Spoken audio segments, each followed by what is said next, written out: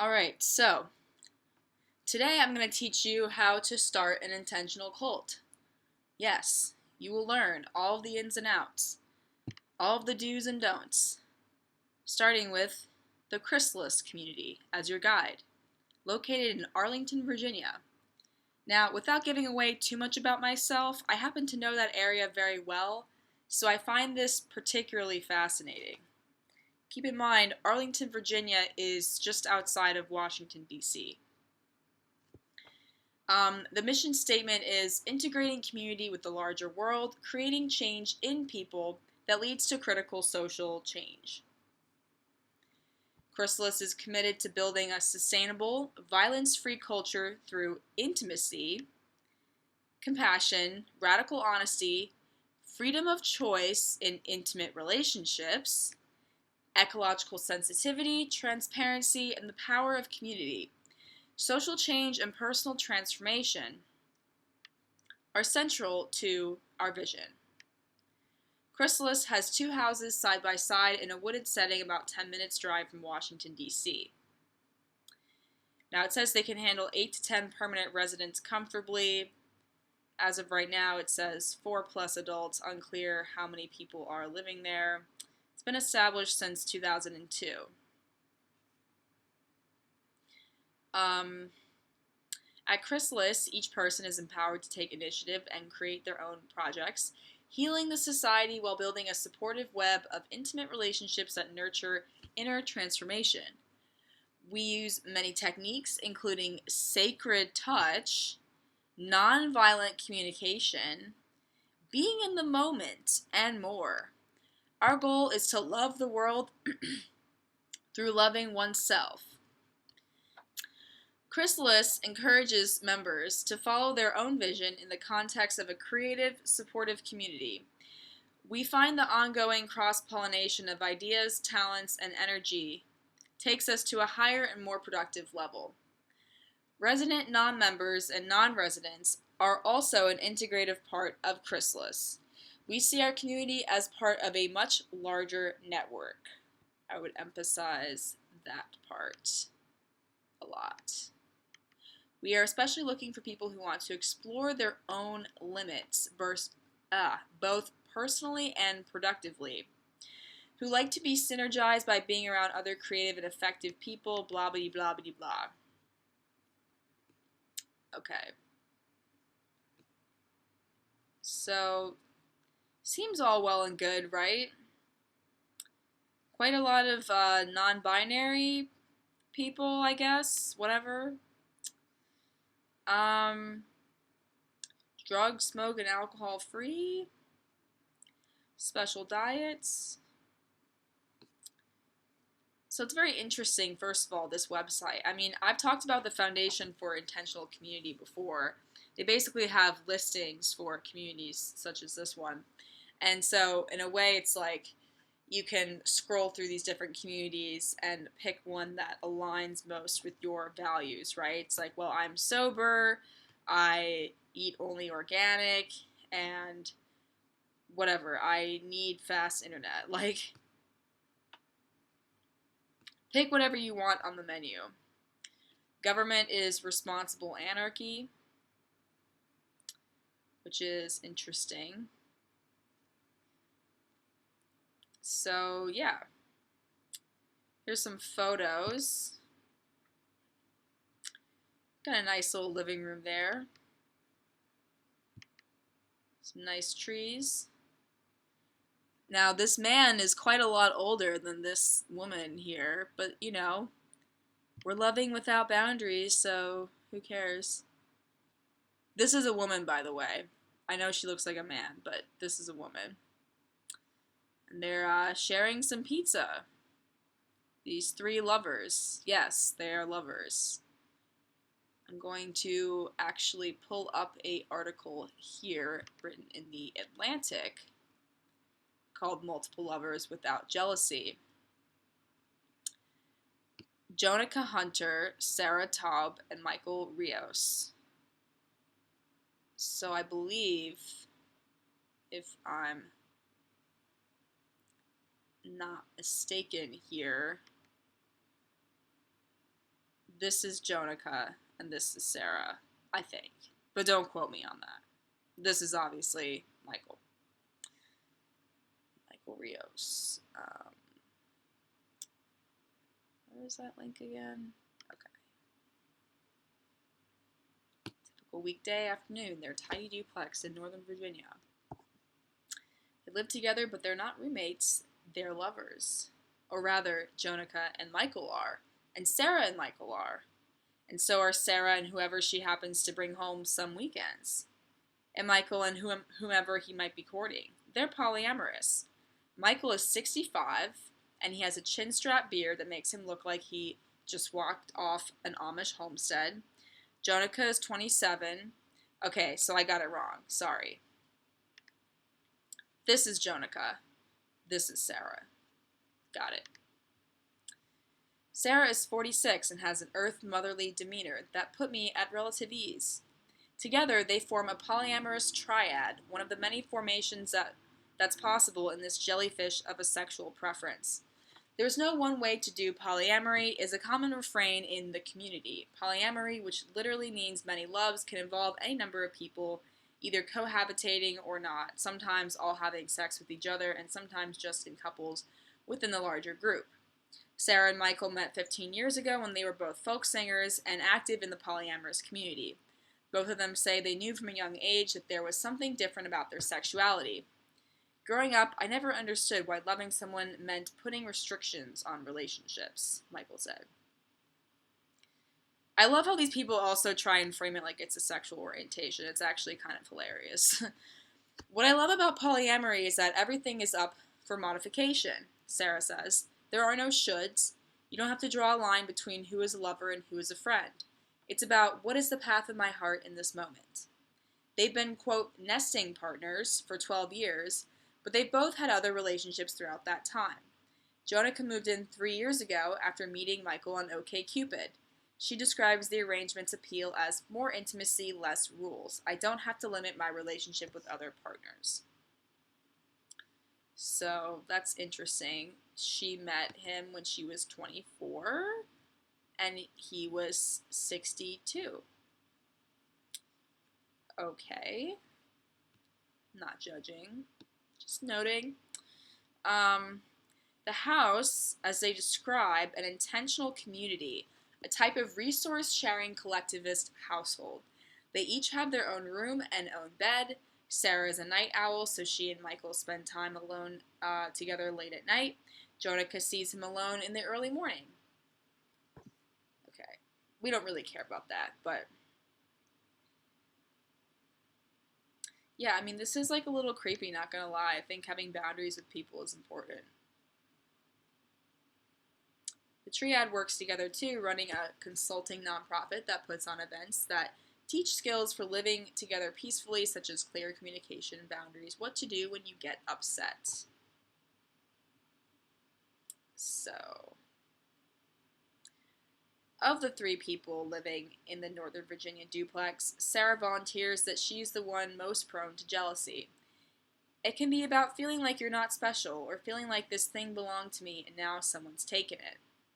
She said it was rough for her when Jonica first moved in.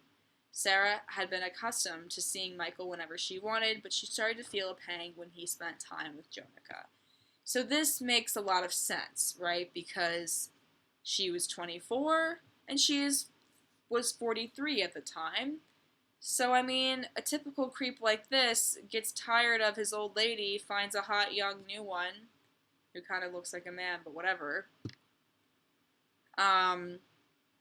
I'm really not surprised, but we're supposed to go with this whole thing where it's like, it's what my heart wants in this moment, right? It's like, okay, I guess, I mean, do your thing. At first I thought, is something bad happening, something I don't want to support? She said, no, I want to support Michael and Jonica in being together.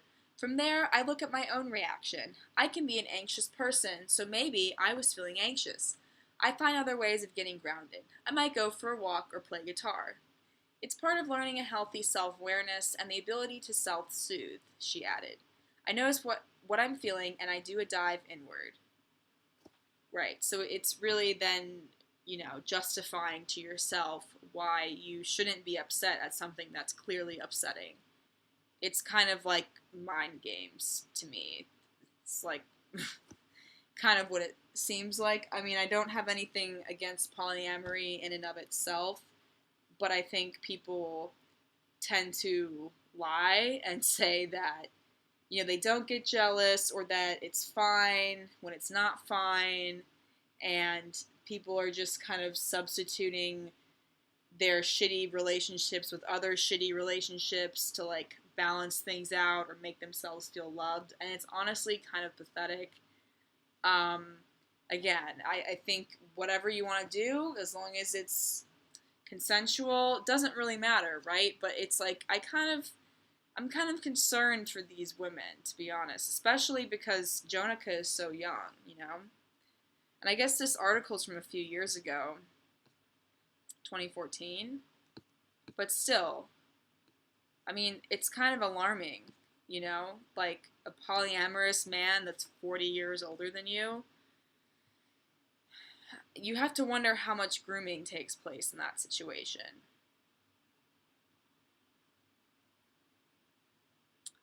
So yeah, they have this nonprofit and whatnot.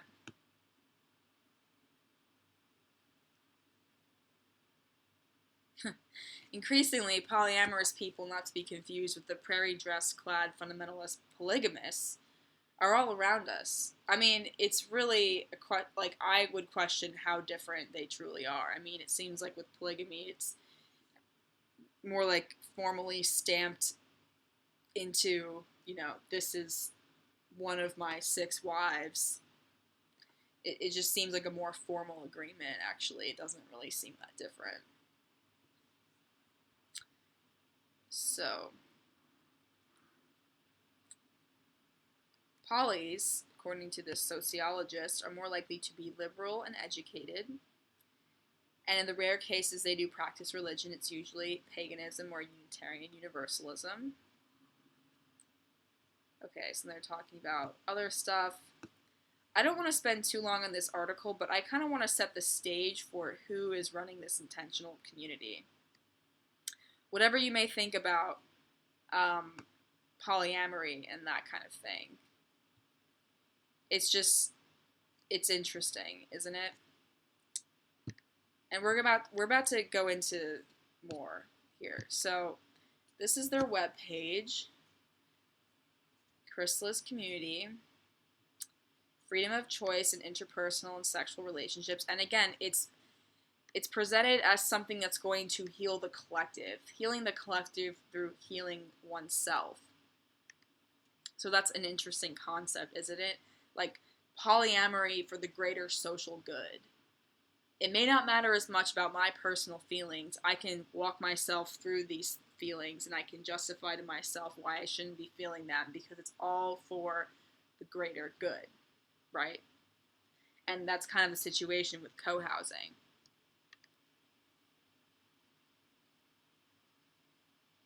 Sarah, a resident, put it this way: a key insight for us is that difficult emotional issues that arise in everyday life are opportunities for personal growth. The internal conflicts must be resolved before the external stresses can be dealt with. This means that the person with the feelings is the person with the power to look inside, learn, and grow. Intimate relationships are the crucible in which people can heal themselves, find joy with each other, and look outward with hope and energy to transforming the larger world. So, yeah, they're all into environmentalism and social justice and whatever, right? For larger events, we also own a retreat center in West Virginia with extensive facilities that can accommodate up to 200 people. This is where we get into the Center for a New Culture. So these are the events that are hosted at this location. This is the location, Allegheny Crest Intentional Village. So this guy actually has 2 intentional communities. See, Michael Rios. Different phone number, but same guy on the contact form here. So he's running 2 separate cults, or whatever you want to call it. Let's just watch this video, because this video actually says a lot more than I could ever explain.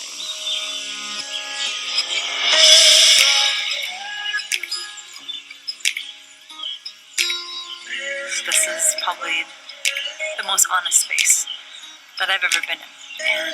And in that honesty, there's love. And I can't imagine a greater place. So if you're ready to do that, if you're ready to get on with like truly living, this is the place to come to.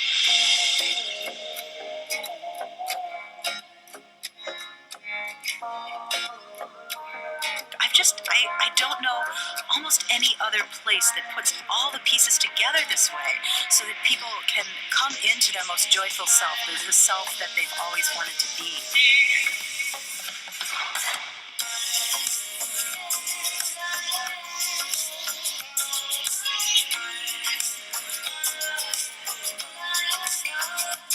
This is what we're here for. We're here to help each other be our highest selves, because we know that the more people that are doing this, the more healthy our whole world becomes. Hey, if a person wants to learn how to love themselves, this is the place to do it. A small community is made here in this land, and we all look out for each other.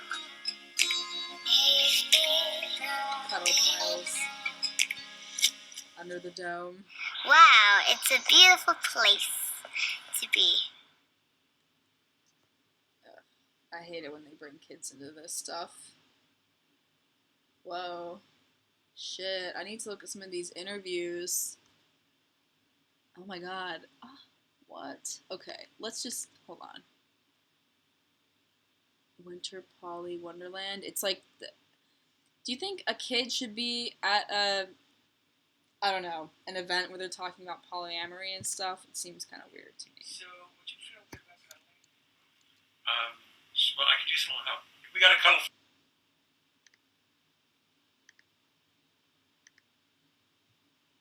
Thank you.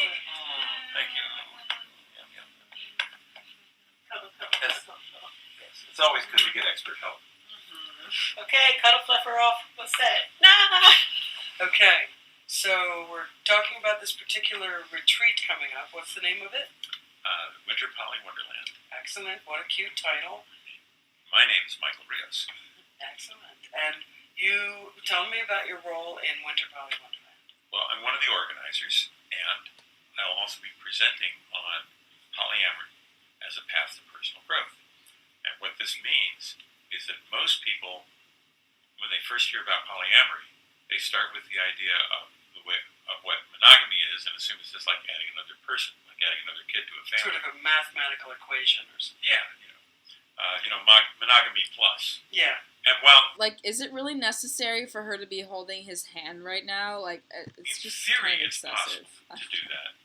In practice, most people who try that either wind up having, natural disasters of one type or another, or find that they have to do a lot of personal growth in order to deal with the implications of having more than one intimate, emotional, and usually sexual relationship. So it's sort of like intimacy's hard enough. No, it's not that If intimacy. you're approaching it in that way. So your workshop's going to be on polyamory as a path to personal growth. And isn't it kind of a two-edged sword where you need to be personally grown before entering polyamory, and it helps with being personally grown? Oh no, lots of people enter into it without a lot of personal growth, and they get the accelerated class. Well, what are you going to be? Can you give a tiny... It's just interesting, too, because it's totally, like, this guy must have the biggest fucking superiority complex. It's like, we have to be a very evolved person to take this on. Are you evolved enough? Have you done enough inner work?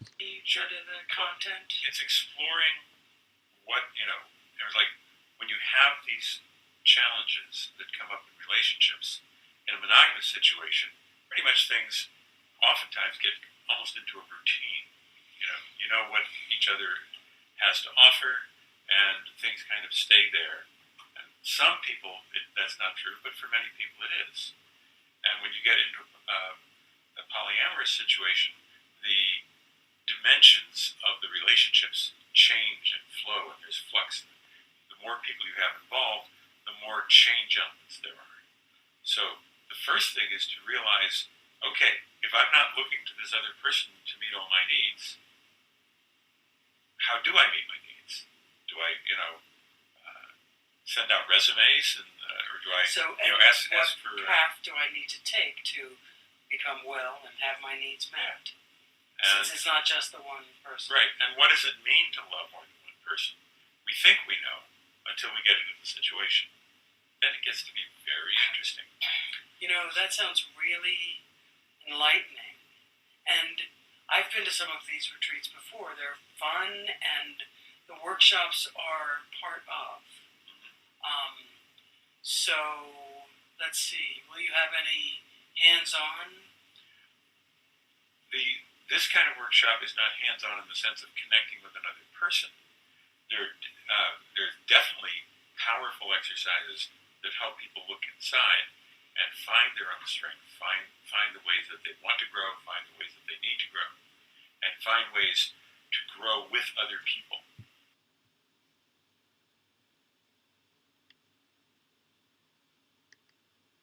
So this is the schedule for the Endless Poly Summer.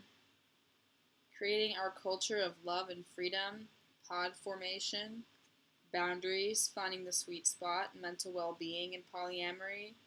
It's like you have to have certain workshops in order to convince people that this is a worthy life path. This is something that they can do, practically speaking. I mean, I don't know about you, but I feel like for most relationships, for me, they kind of just happen. And it's not about, if you have to take an entire class to deal with it, I don't know. I mean, everyone's got their issues, but again, it's interesting dealing with this sort of personal stuff in a highly collective way. Like, what is morning circle and going deeper? What if I don't want to go deep? What if I want to keep my distance? Emotional intelligence, relating to self and others, taught by Sarah. Okay, that same lady. Let's Play Kickstarter, Dan and Dawn. Authentic relating games, Indigo and Dawson. Safe Sexy Sex by Michael Rios. I mean, look, if this guy doesn't scream sex to you, I don't know. Like, clearly you don't have good taste. I mean, come on now. Where was I? Sensual space opening, snuggle party, love ceremony.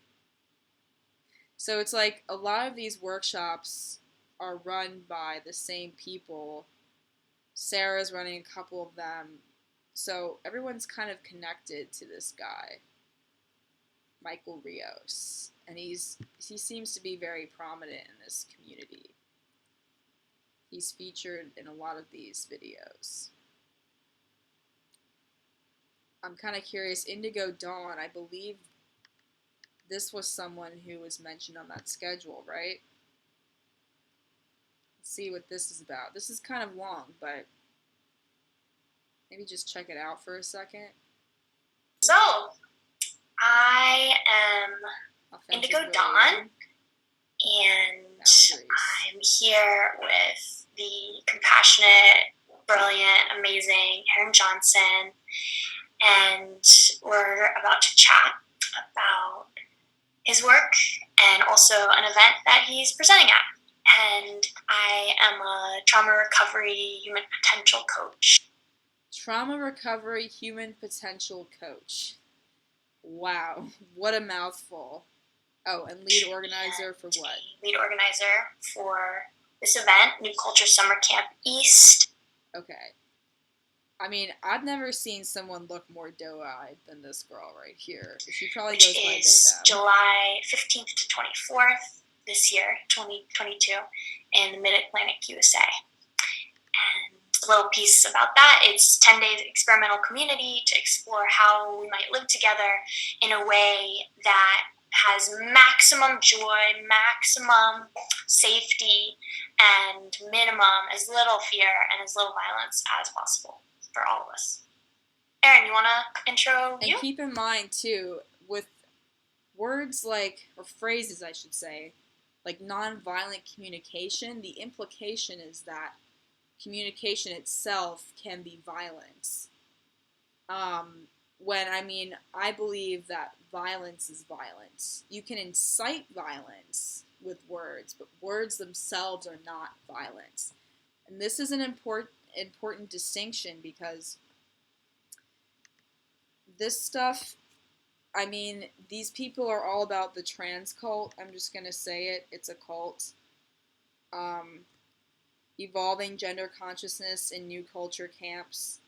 A genderqueer member helps a community move beyond its past assumptions by offering workshops on exploring and expanding concepts of sex and gender identity. We can go to this link. Okay, about gender. My opinion on this, like, it's bad news. And people in the trans cult will say, well, you know, if you misgender me, that's literal violence. It follows the same logic. Words can be violence. And it's uncomfortable, because then if you don't toe the line as far as what people want to hear, you can be considered a violent person, even if you never lay a finger on anyone. And I think that that's actually kind of a dangerous idea. Also, funnily enough, this is their COVID policy. Protocol, subject to change. All attendees of New Culture Spring Camp are required to be vaccinated and boosted. Please submit your vaccine card here. We request but do not require that attendees limit exposure seeing unvaccinated people being unmasked in public in the week leading up to camp.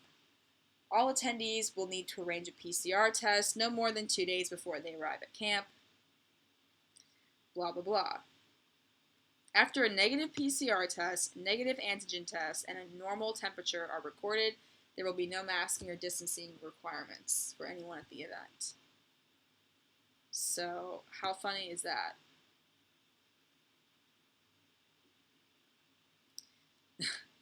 It's like, if they weren't laying on top of each other in cuddle piles, it might not be that big of a deal, right? So, this is Michael Rios, a pioneer of social change for more than 4 decades. Lives in Arlington, Virginia.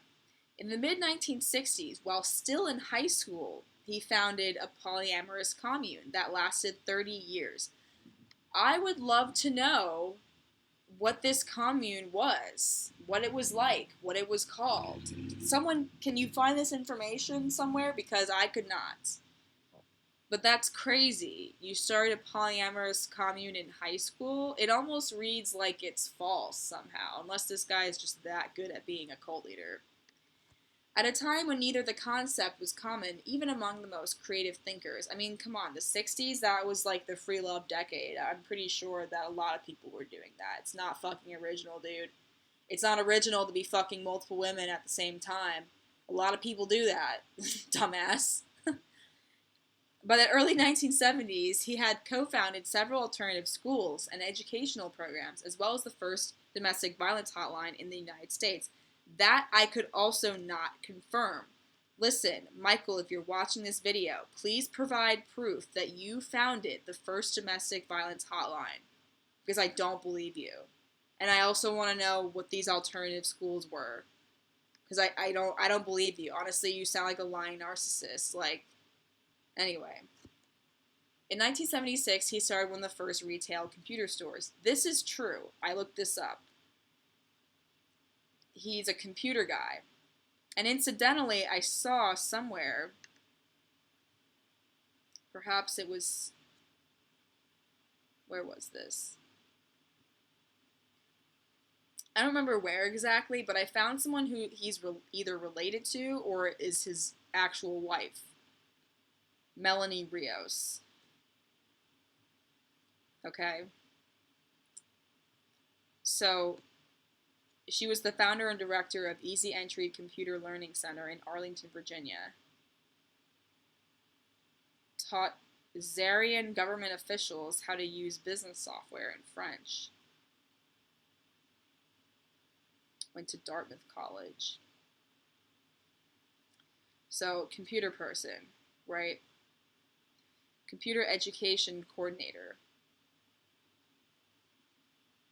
Perhaps these were the learning centers Michael was involved with? I'm not sure.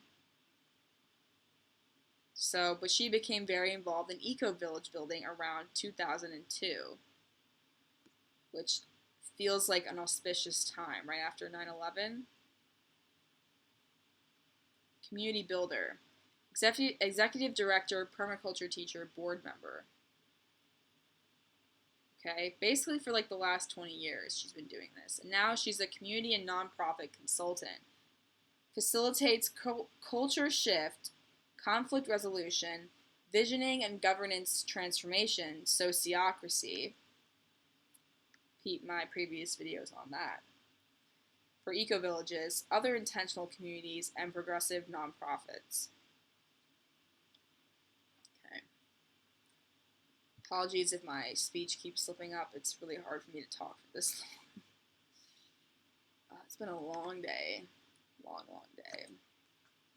Yeah, so you can join the Allegheny Crest Intentional Village. There's Gender and Beyond. This is what I want to show you. Gender and Beyond.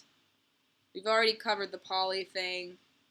Sex positive educator training, nonviolent communication, emotional intelligence, whatever. Okay. Transfeminine, transmasculine, non-binary, genderqueer, gender nonconforming. Take a break from the cis majority. Build a gender-expansive community. Form lasting friendships. Feel like you belong. For 5 days in the woods, we create a container to explore intimacy, compassion, transparency, radical honesty, consent culture, sex positivity, sensual freedom, and the power of community. At our own pace, we will question cultural norms around gender and interpersonal relationships, learn how to recognize our boundaries, communicate them to others, and know when we are stretching them. From this place of openness and abundance, we will nurture a community of loving people who care about each other and the earth. The problem is that philosophy, transgenderism, is extremely biophobic and transhumanist, and very much has to do with the technotronic era. It has nothing to do with the fucking earth, okay? Because if you have a dick, you're a man, and if you say otherwise, you're a fucking liar. You are going against nature. You can call yourself whatever you want. You can put on a dress. No one gives a fuck. The second you call yourself a woman, you are going against nature. Fuck you. You're not a woman. How dare you take that away from women?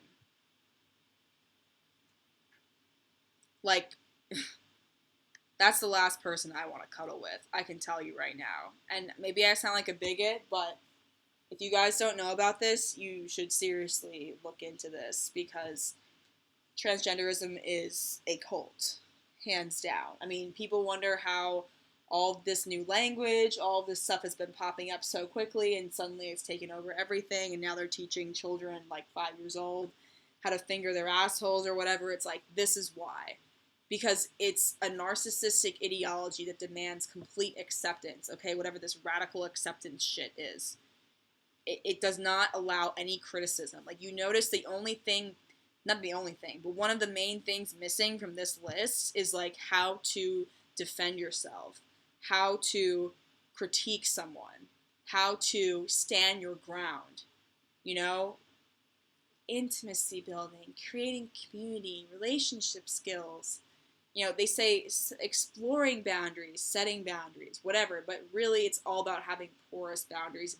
It's about being open to anything and just accepting whatever passes through. And if your lover goes to lay with someone else, well, you just need to accept it, right? You just have to accept everything. Radical acceptance, no matter how angry it makes you feel. There's no space for anger. If you're angry, that's called violent communication, and you're not allowed to have that. See, and it's a similar sort of anarchist principle. No gurus and no dogma, but clearly there is a fucking dogma. And clearly that guy is a guru. I mean, come on. Is he not?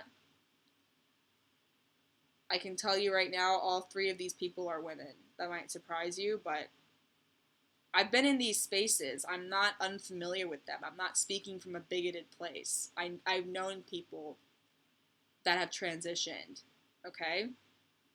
I'm very familiar with that sort of stuff. I've experienced it a lot on a personal level. I can tell you right now, all three of these people are women. That should tell you something about the state of the world, honestly. That women hate themselves that much. Because it's really about sexual trauma most of the time. And hating one's body, to be frank. People will tell you otherwise. It's about realizing yourself. You know, coming into yourself, loving yourself, coming into this community, and it's like everything but. It's about denying yourself. It's about rejecting yourself. And this level of body modification is not healthy. It just is not. It causes a lot of health problems that people don't want to talk about. And there's no such thing as being a man or woman on the inside. It's purely your sex, okay? Your body. That's it. There is no male or female soul. That shit does not exist. There is no male or female brain, really. I mean, beyond some differences in, like, hormone levels and shit. So anyways, this is like cult to the max. And if, you know, you may not understand the way cults work in this day and age, in my mind at least, there are such thing as disembodied cults. They're not necessarily based on, you know, everyone's all living together and sharing income and whatever. There are internet cults, right? There's other ways in which people sort of band together and develop hive minds and act very culty, right? Reject family members, you know, pour a bunch of money into a certain cause or body modifications or whatever. They use the Zeg form. I'm going to get into Zeg at a later date. Zeg is really interesting. Intention setting, sensual space, the safe sex elevator speech, ecstatic dance. I mean, look, to each their own. You know, if this is your thing, this is your thing. But, like, they're trying to change the broader culture. It's not just about, you know, fucking a bunch of people in the woods. It's not about that. Or talking about fucking multiple people in the woods, you know. It's not just about that. I mean, there's words like porous, you know, everywhere. Anarchy, there's no rules, there's abundance. It's porous, you can set your own rules, basically. No one controls anyone else, but also no one is obligated to anyone else. So, like, anything goes. I mean, this is really, like, the best case situation for a dude who just, you know, formed a polyamorous commune with 30 people when he was in high school, right? It's like, just collect the most traumatized, hurt people and get them into a dome and have them hug each other and, you know, ways that their family won't anymore, and get them to connect, and then they'll be yours forever. I mean, this woman was 24 when she met him. This girl was 24 years old. She meets this 60-something-year-old on OkCupid. I mean, already, you know that's not a good situation. Like, I'm not going to try and put it any other way. Because another It's problem with obvious. relationships is that people grow in different directions. This sounds really fun. We try. So, let's see. What are the dates of the January. weekend? I mean, this indigo girl really creeps me out, too. Yeah. My name is Aaron. I'm co-founder of Grief to Action and also co-founder of Holistic Resistance. And also within that body of work, I do a lot of work around the chronically undertouched, specifically the chronically undertouched Black male body, but obviously which is for all people, majority and all genders. See, that's the thing. It's like, look, I'm not denying that people are lacking for physical affection, but when you assign yourself this label, like chronically undertouched, that creates a demand for other people to touch you, like an obligation for them to touch you. So, like, they say, oh, we respect boundaries at these events and so forth, but actually, you can just go into some of these articles and you can find that that's probably not the case, actually. Like, where is it? This communities magazine. I read somewhere in here this, yeah, okay, this is actually very illuminating.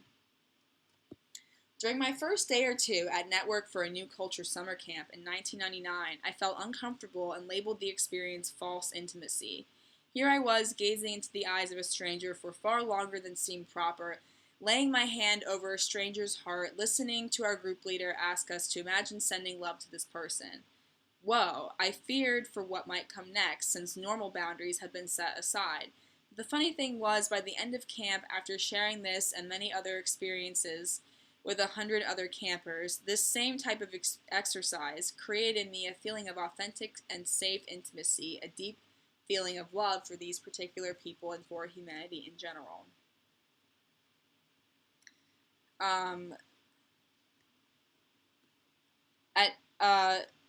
At the camps, intimacy isn't just another word for sex. It's about transparency, being truly open about who we are and what we want. This begins with honest self-reflection, asking ourselves about what we are really thinking and feeling, even if the answers embarrass us.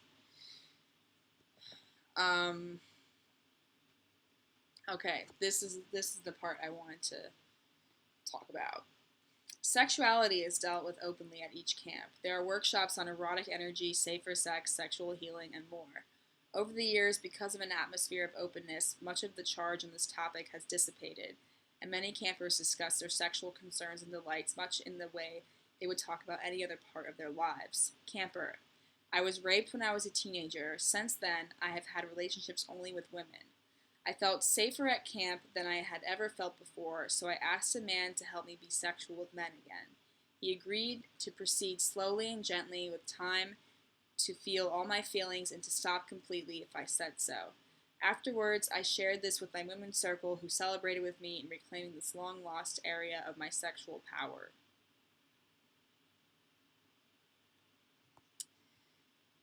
Sarah. I wonder if this is the Sarah. During a playful exercise, let me read this part first. Presenters and workshops, learning together. Each year, camp has presenters on topics meant to educate or inspire the community. Campers aren't expected to agree with the presenters. They take what works for them and leave the rest, or challenge the presenter. When things go, quote, wrong, we get to practice what we are learning at our workshops. People at our events are encouraged to use the upsets and painful reactions as gateways to personal growth and deeper intimacy. Sarah. During a playful exercise, pretending to be animals on all fours, a man nipped my heel. In a panic, I slapped his back and yelled, "Don't do that." He apologized immediately. The workshop leader asked us to share what happened, but in the process, he told me that slapping the man's back was a violent act and asked me to apologize. I refused. There was an intense reaction among the group. Some felt that violence is never appropriate, and others were horrified that a woman was being told that she was wrong to counter a physical assault. The leader continued to loudly defend his position. People gathered in informal small groups to provide support for each other and to explore what had happened. The next morning, after talking with many campers, the workshop leader told me that he had learned a lot from all of the ensuing discussion and apologized. He then went before the whole group and shared his own process and new understandings, that he had reacted from his own triggers around violence, and especially being in the position of the workshop leader, had unfairly used his position of authority in front of the group. Again, I just think, like, clearly there's some boundary violations happening here. And, like, the first person said, it seems like false intimacy. But it's only after you're there for several days, just having to do all these workshops and be constantly in this mindset that you get used to it eventually. You know?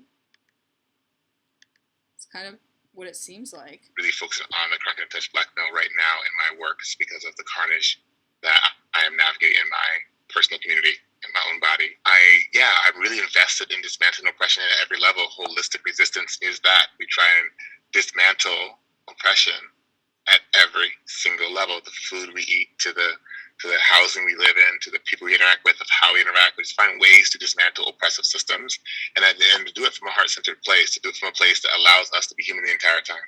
None of us are perfect in this narrative, but a lot of us can grow in this area of dismantling oppressive systems, particularly racism. So for me, I really enjoy integrating spaces. I do it. I call it intentional integration. I was just up in Northern California at a Back to Nature event. I think it was like maybe 500 to 400 white folks that are gathering after this pandemic, having this beautiful event. And I think out of those folks, maybe it was 4 black folks there, maybe 5, and just like tracking how to integrate that space. I was there to help build the groundwork and give an analysis and be with them in nature and be with them in that space. Yeah, this does seem like a very white person thing, actually. Kind of funny, right? Okay. So that's pretty much all I had to say. I know this is a lot, actually. A lot more than I meant it to be, but I just wanted to point out, so this is somewhere else the New Culture was hosted at. Windward Education and Research Center. This is basically another eco-village, but this is in the Pacific Northwest. Again, violence-free culture. Like, this is their tagline. And sustainability and whatever radical honesty means. Sexual freedom, right? And so you can be an intern at Windward, but it's common to have sex with the interns. Let's see. We ask interns to not engage in sexual relationships with anyone, not with the members and not with each other, during the first 3 months of their stay here. Note, there are some differences between interns and apprentices, but I'm using the terms interchangeably in this context. Okay, you might say, what's that all about? Well, like most things having to do with unraveling the knots that society ties around people's hearts, it's complex. First of all, the 3 months no sex request didn't start out as a Windward policy. About 4 years ago, interns started coming to Windward as part of a program that awarded academic credits to those who successfully completed a 3-month course of study here. In setting that up, the accrediting institution required us to adopt their standard agreement that stipulated that there would be no sexual relationships between students and staff. Seems pretty reasonable. On the one hand, that was a bit confusing that Windward doesn't have any paid staff and everyone here is a student of the art and science of building a sustainable community. But we got their point and felt that the spirit of the request was in line with our desire to not get emotionally involved with people who are just passing through. So yeah, it's just a common thing. Like, people go to this eco-village, and it's just really, it's really common for them to just sleep with the people running the place. It's like, okay. So much so that they have this whole analysis of it. Talking about sperm jacking, STDs, like crazy shit. It's just funny. It's like, why would that be a thing? I don't know. I mean, I do not know. I do not know. This eco-village is run by the mysterious other Rios, the woman. I just think, okay, this one's not non-binary. The other one was kind of silly. It was like 20% non-binary or something. Oh yeah, this one. Yeah, compassion, anarchy, whatever. 61 is 70% non-binary. That's fucking crazy. Okay, so Michael Rios is a self-expressed guerrilla capitalist. This was really the only meaningful article I could find on guerrilla capitalism, but please link some below if you have any ideas. Guerrilla capitalism and the platform economy, governing Uber in China, Taiwan, and Hong Kong. Platforms play an increasingly important role in organizing our economic and political systems globally. Isn't it interesting that these people are trying to change society at large through alternative governance systems, through sociocracy, for example? Drawing on the varieties of capitalism approach and the notion of regulatory entrepreneurship, this article introduces the concept of guerrilla capitalism to describe an emerging, politically led and economic operative logic of platforms. Their profitability relies on the active exploitation of legal gray zones and their ability to harness their network power to openly contest and reshape legislation politically. Through a comparative study of Uber's operation in China, Taiwan, and Hong Kong, this article demonstrates that despite the fact that Uber's guerrilla growth strategy remained strong, its political playbooks resulted in diverse dynamics within different regulatory regimes. This article further explains why its playbook was relatively more effective in the democratic context because the firm could successfully mobilize the fictitious voice of the citizens to legitimize its business. Interesting, right? So, that's funny. Platform economy, guerrilla capitalism. Who was involved in the early decades of computers? Mr. Michael Rios over here. Very close to Washington, D.C. There's a huge intelligence community in Northern Virginia. So I just have to wonder, you know, this guy's been doing this stuff since the 60s, you know, Bohemian Grove type of thing, hippies, whatever. We all know how that's been connected to the CIA. And I feel like it was the government that had the most access to computers at that time. I don't think many people even had personal computers. So it's like, you know, this retail computer store starting in the DC area. Just like, how would you even get that computer training to begin with at that time? I'm curious to know. If someone older than me would like to explain that, please do. But the vision I sort of see here is alternative governance structures, i.e. intentional communities, where there's very loose boundaries, there's very loose sexual relationships. Also, in a previous video, I talked about sexual relationships in the context of anarchists and their promotion of abortion and you know, polyamory, basically, like multiple lovers without jealousy or whatever the fuck that means. Not getting married because marriage kills love, supposedly. So it's interesting, you know, hippies sort of promoting the free love thing, being tied to the CIA, and then these sort of alternative governance structures where you can sort of subvert the laws of individual countries and the platforms themselves become the governing structure. I could kind of see that, particularly, you know, if this world that they're living in, that they're trying to build for the rest of us, is very tight-lipped, if you will. There's not very many things that you can say that fit into the proper paradigm. If you have a different point of view, you may be considered a violent communicator. If you stand up for yourself, like in this article, you know, you might be considered just, I don't know, like someone that's resisting people or authority or being violent, and then it takes an entire day of people discussing and like mulling over it to come to a conclusion as to what to do about it. And it can't just be left at, okay, like you did something I didn't like and I retaliated. That's really not enough. It has to be like talked about and everyone has to cry about it. I mean, it's really just excessive. It's like every single emotion you have is under a microscope here, it seems like. And you have to be completely authentic and open about everything. You're not allowed to really have any true boundaries, it seems like.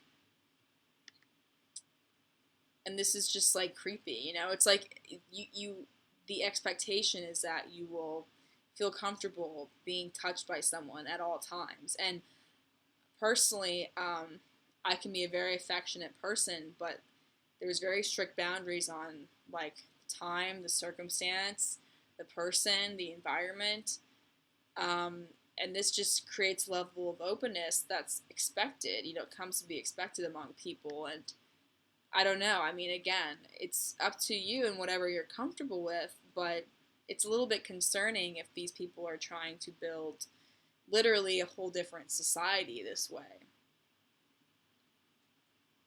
I'm kind of curious about this lady.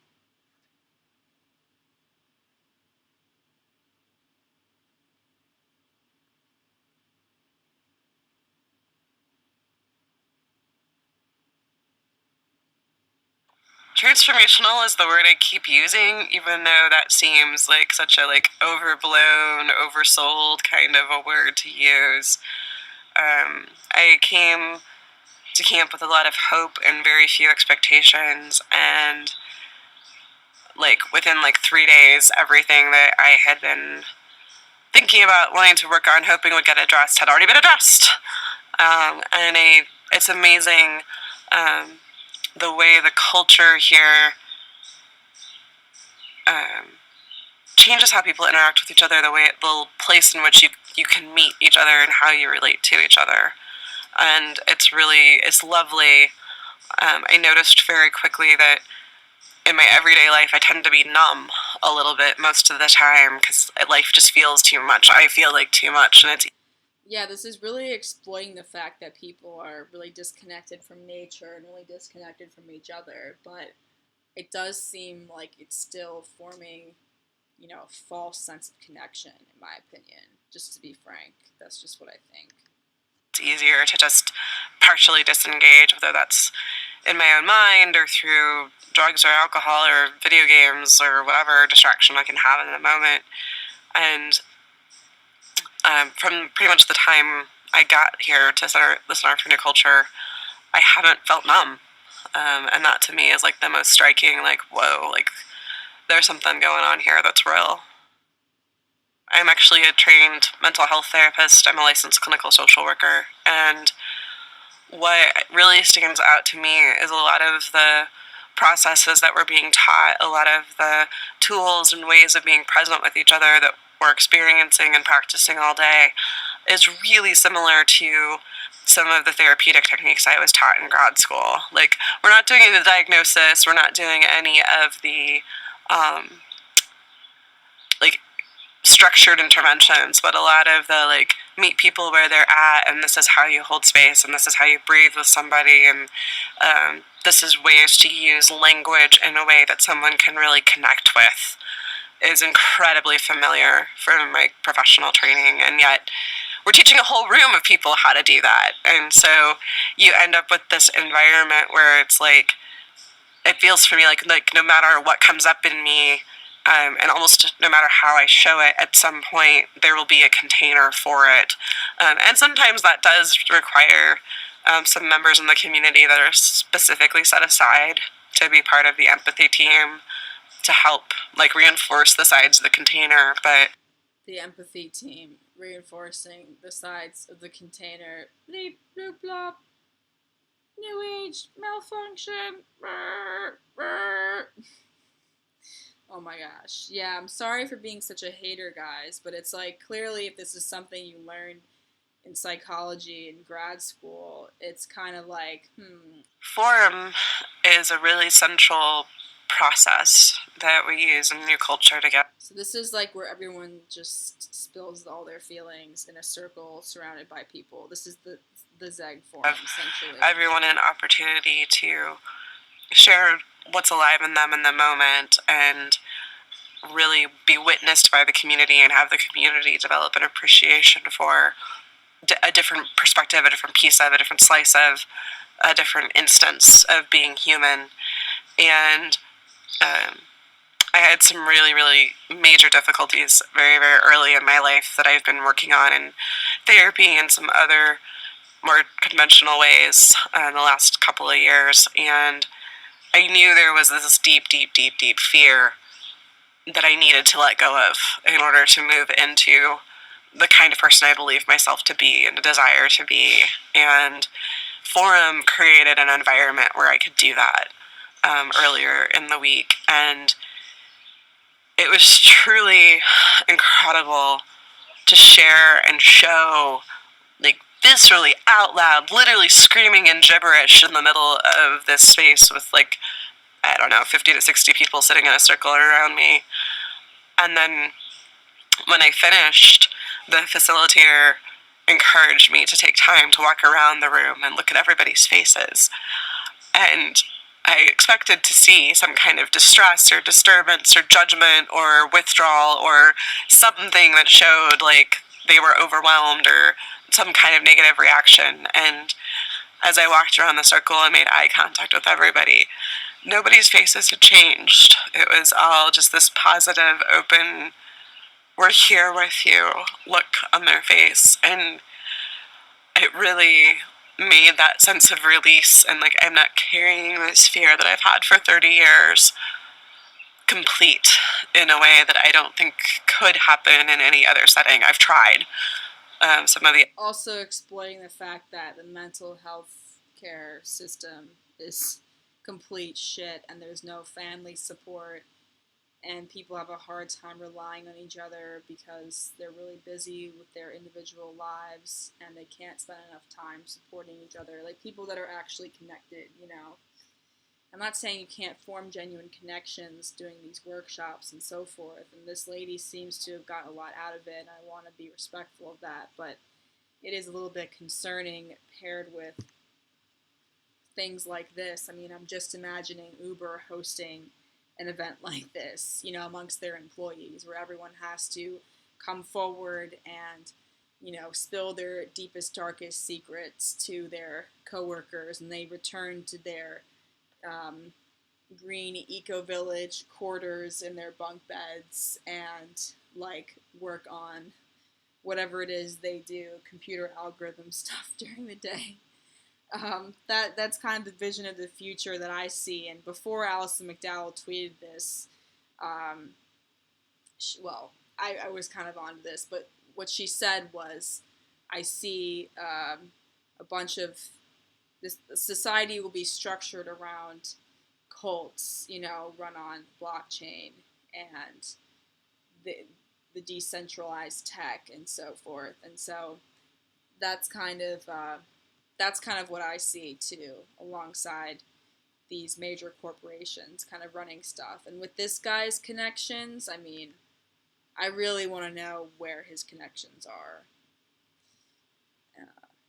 Anyways, that's all I have to say. Thanks for listening.